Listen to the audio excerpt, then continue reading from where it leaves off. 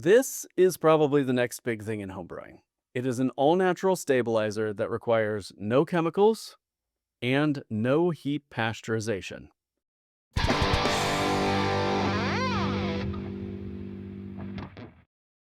This little 15-gram packet is Nagardo. It is an all-natural, mushroom-derived glycolipid, and it is derived from mushrooms using no chemicals, no solvents.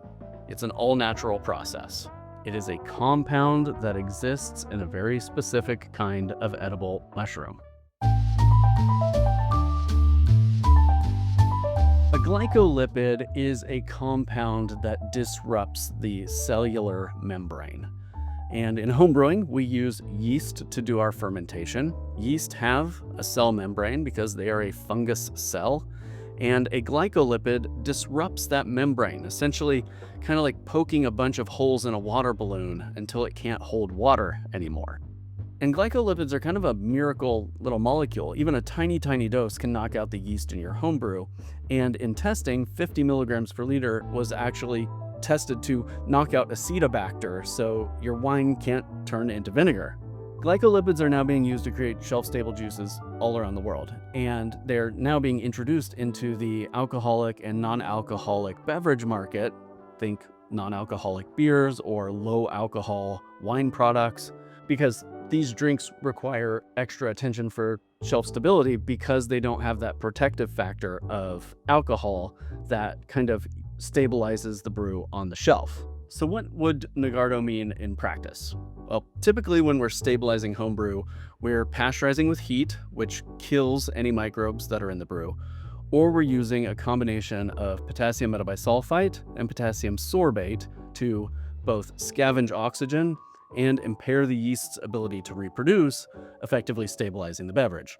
Pasteurizing and chemical stabilization are the two main things that are being used in the homebrew space to make shelf-stable drinks, especially drinks that are shelf-stable after being back-sweetened.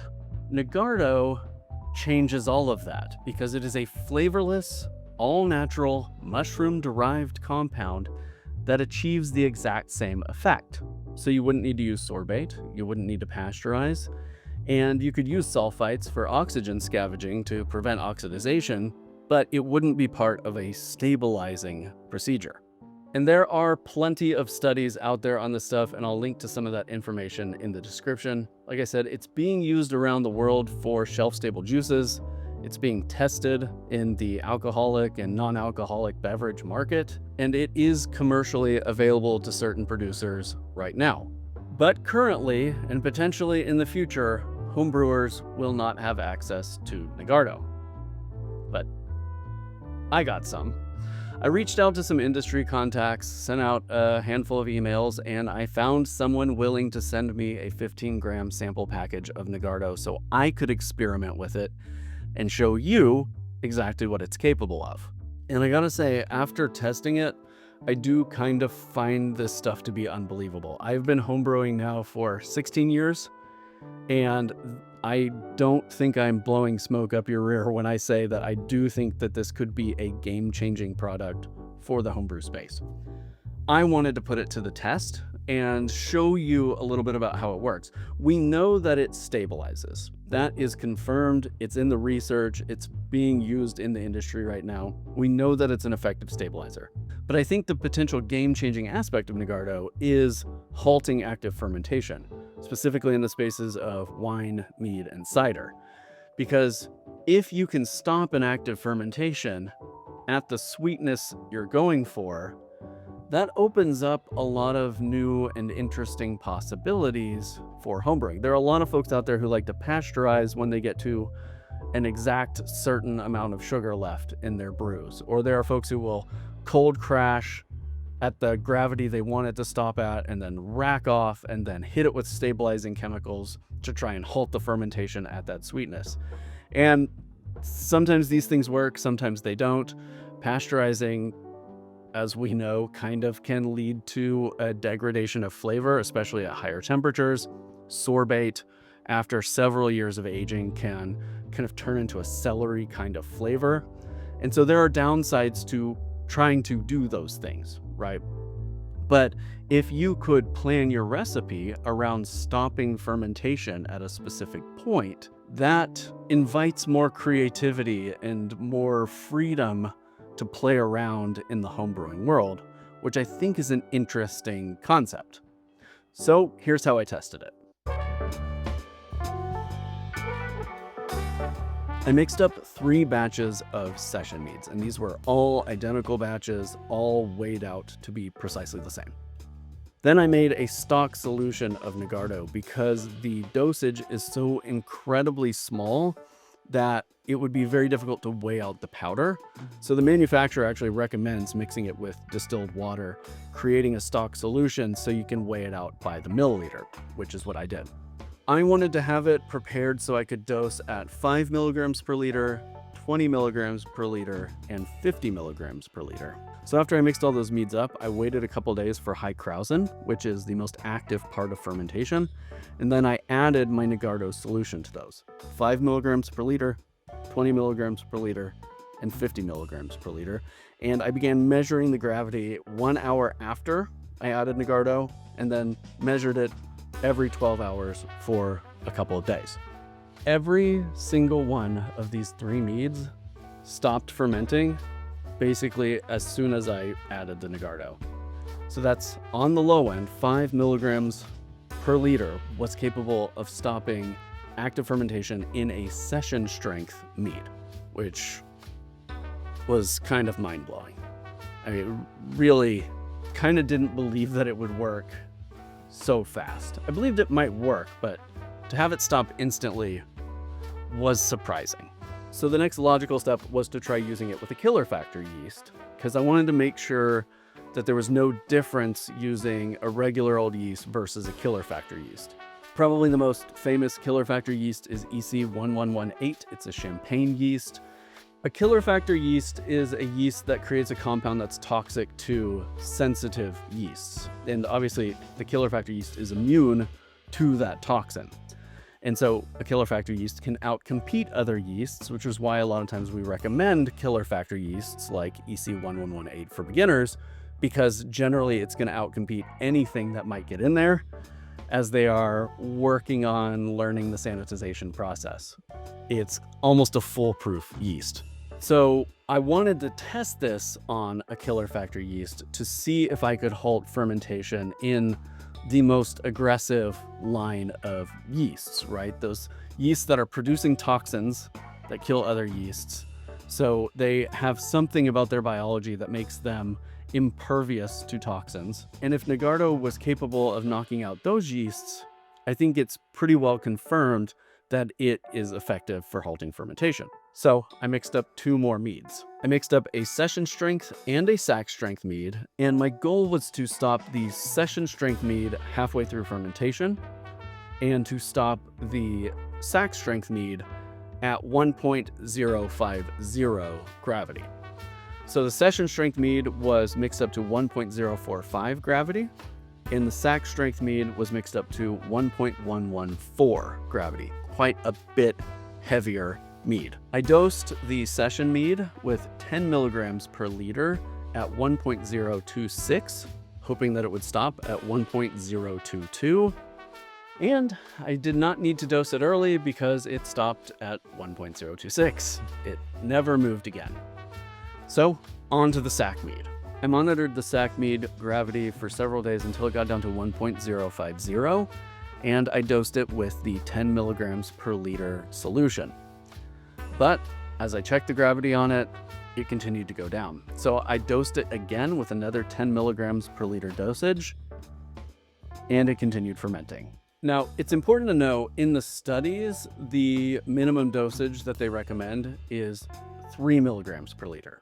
I had success in those earlier session strength meads at 5 milligrams per liter. And here I was dosing at double that, which is 10 milligrams per liter. So about 3 times the recommended minimum dose. So I decided, let's go big or go home. And I mixed up 1 more sack mead to 1.114. I waited until it got down to 1.051, and I dosed it with a full dose of 50 milligrams per liter of Nagardo. and it stopped at 1.051. I checked it for several days. The gravity never went back down. I was able to arrest fermentation with Nagardo in a sack strength mead using a killer factor yeast at the top end dosage, which might have still been too much, but it's flavorless, and 50 milligrams per liter is what they tested at as a protective factor against acetobacter creating vinegar. So it seemed like a reasonable test to do. So can Nagardo effectively stop fermentation? Yes, I succeeded in stopping fermentation in 5 out of 6 batches, and I think that outlier batch, I just didn't hit it with a high enough dosage at the time to kill all of the yeast all at once, which is why I use the top end dose, but the stuff works. So obviously this is a game changer because you could avoid using chemicals. You could avoid causing heat damage while pasteurizing. You would not have to worry about infections ever taking hold in your brews. Nagardo is kind of a wonder molecule, and it's really cool to see something like this being introduced in the market. I never thought there would be a next big thing in homebrewing because this is a hobby that goes back centuries. It's a biological process. We feel like we've discovered everything about it. But this little molecule that comes from a mushroom is able to do something that we haven't really had access to without pretty heavy interventions in the past. And I think that's pretty cool. It's natural. There are no chemicals or solvents used in the production of Nagardo. It's field tested to be safe.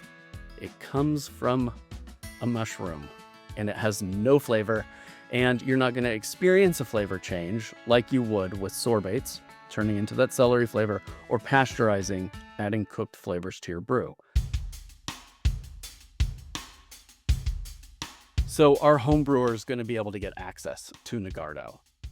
Word on the street from my contacts is no, that the manufacturers, the people who hold kind of the rights, the patents or whatever on Nagardo do not want it in the homebrewing market. There's not a lot of information about why, but I think it's probably related to liability issues.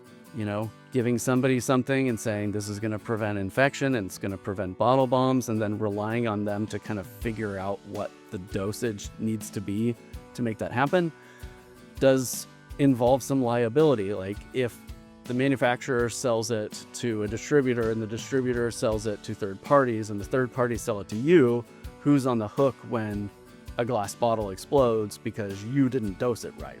I think that's probably why they don't want it in the homebrewing market. Similar to why non-alcoholic and low-alcohol beer yeasts are not really making it into the homebrewer market. It requires so much to ensure that you have a safe drink with those yeasts, or that you don't get an infection from a wild yeast that creates a dangerous situation. And so those things don't trickle down to us. But we're homebrewers, and I think most of us understand the risk that comes with the hobby that we're engaging in, that you might blow up a bottle on your stove trying to pasteurize it, or you might get an infected non-alcoholic beer that blows up your bottles. There are all kinds of risks that we take as we're doing this, and a lot of them are fortunately just learning opportunities and not things that harm anyone. And I really believe that once somebody has nailed down solid dosage numbers for these various practices that I've talked about, it would be perfectly safe to sell to homebrewers. So what can we do to get this miracle mushroom powder brought to the homebrew market? Well, I would suggest politely reaching out to the folks who own the keys to the Nagardo Wonderland and impressing upon them how valuable this would be to homebrewers. I would also recommend reaching out to your favorite homebrew shops and asking them to talk to their suppliers about how we can get this into the homebrew market. I think it has such interesting potential for the hobby. And I really think that it kind of acts as a bridge between the two poles of homebrewing philosophy, those heavy interventionists, I might be included in that, and the more naturalist side, because again, it's just a mushroom powder that happens to work really effectively to kill yeast. So to that point, I'm going to drop a bunch of links in the description so you can take a look at who's studying it, who's producing it, who might potentially distribute it, and make some considerations about reaching out to folks to kind of put some pressure on, politely, about how important this could be to the homebrewing hobby. If you enjoyed this video, I hope you are subscribed. If not, you can just click that subscribe button right there below this video. And you might want to hop over to our Discord. There are a lot of folks over there discussing things like this and other high-level homebrewing practices. I think you'll make a few friends along the way. Until next time, happy homebrewing, and cheers. Homemade brews and various how-tos, everything from meat to roast, bake creation, fermentation, inebriation, doing the most.